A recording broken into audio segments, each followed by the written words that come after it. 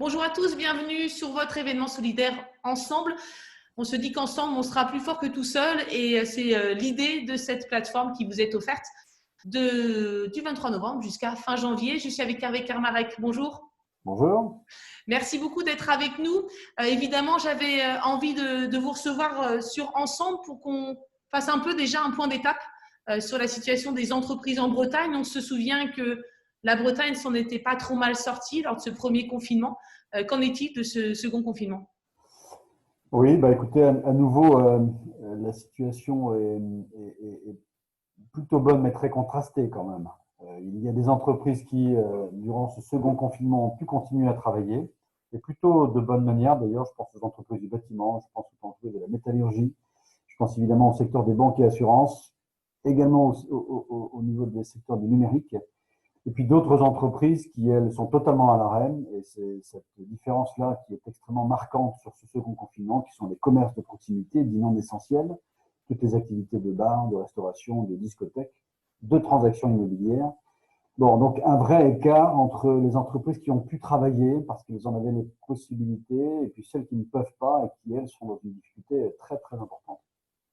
Oui, évidemment, ce qu'on disait par rapport au commerce non essentiel, évidemment, ça a été un peu un coup dur pour je crois, ces commerces qui s'y attendaient absolument pas, sachant que, comme vous le dites très bien, il y a ceux qui vont probablement pouvoir ouvrir d'ici la fin de la semaine, et puis ceux pour les bars ou restaurants où on ne voit pas encore de date de reprise d'activité.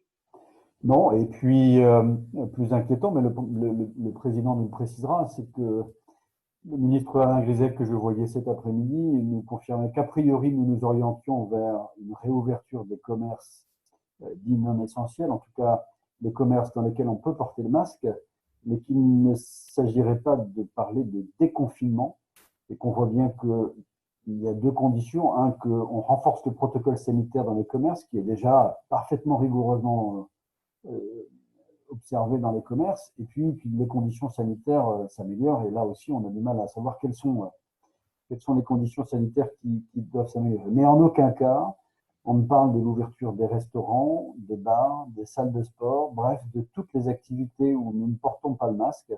Et évidemment, ce sont celles-ci qui sont extrêmement fragilisées. Il faut rappeler quand même que lors du premier confinement, l'activité économique était plutôt bonne. Hein. Le premier trimestre 2020 était un bon trimestre et 2019 était bon également. On était au plein emploi, les entreprises avaient accumulé un peu de trésorerie, donc elles ont pu passer le premier confinement à peu près correctement. Bon, le second confinement, évidemment, les trésoreries sont absolument exsangues, donc on appelle évidemment à la réouverture très très rapidement. Oui, on avait déjà évoqué lors de ce premier confinement du risque, entre guillemets, de fermeture d'entreprise d'ici début 2021. On l'avait déjà évoqué puisqu'il y avait les PGE, parce que toutes les aides, il fallait les rembourser à un moment ou à un autre. Est-ce que là, vous craignez vraiment une vraie casse, entre guillemets, économique et de certaines entreprises sur le territoire breton? Oui, oui, disons les choses clairement. Il y a des entreprises qui ne s'en relèveront pas. Il y a un chiffre qui peut porter à inquiétude. Il y a eu 120 milliards à peu près, hein, de prêts garantis par l'État, distribués aux entreprises. Sur la Bretagne, 4 milliards 4. 48% des entreprises ne l'ont pas utilisé, 13% l'ont consommé en totalité. Quand vous avez consommé votre PGE en totalité, c'est que vous n'avez plus de trésorerie après avoir remboursé votre PGE. Donc, 13% du montant, c'est peut-être 13% des entreprises, vont se retrouver très rapidement dans une vraie difficulté.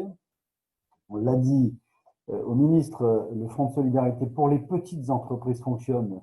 Les 10 000 euros pour les moins de 50 salariés, c'est une réponse. En revanche, il y a plein d'autres entreprises qui ne sont pas concernées par ce fonds de solidarité. D'abord, les entreprises qui ont plus de 50 salariés, celles qui sont sous une holding. Alors, c'est peut-être un titre un peu pompeux, mais c'est un montage que beaucoup d'entreprises ont fait, où il y a une maison mère, et puis il y a ensuite des établissements, et qui ne rentrent pas dans le cadre de ces 50 salariés. Et puis tous les entrepreneurs qui sont dans un statut de travailleurs non salariés, qui eux ne sont absolument pas couverts non plus. Bon, on voit bien qu'il y a des vrais trous dans la raquette, mais notre priorité absolue, c'est qu'évidemment le commerce rouvre le plus vite et que l'on s'occupe en parallèle des activités qui, elles, ne pourront pas rouvrir avec encore un peu plus d'incitation pour ces entreprises.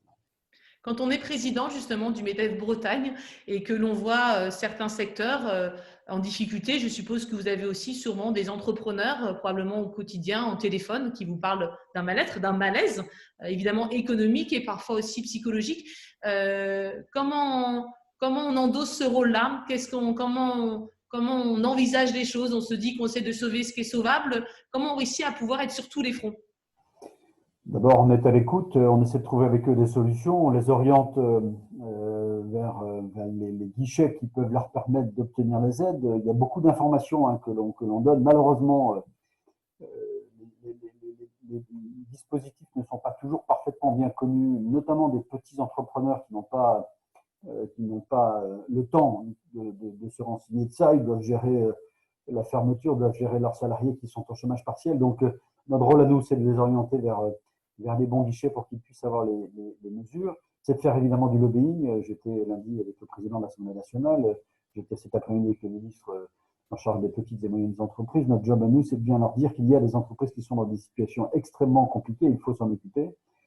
Et puis de les orienter vers aussi des structures. Et je pense notamment à la structure Rebond 35 qui gère la détresse psychologique des entrepreneurs en difficulté, et il y en a, et il faut bien évidemment le savoir. Donc il y a des structures, Rebond 35 est une structure qui s'occupe de ces dirigeants-là.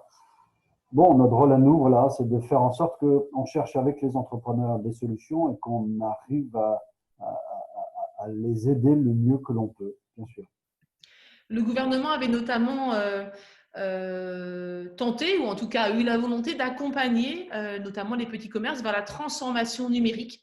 Est-ce que c'est quelque chose qui a eu un véritable écho et est-ce que selon vous, c'est effectivement une bonne chose d'accompagner ces entreprises-là vers cette transformation?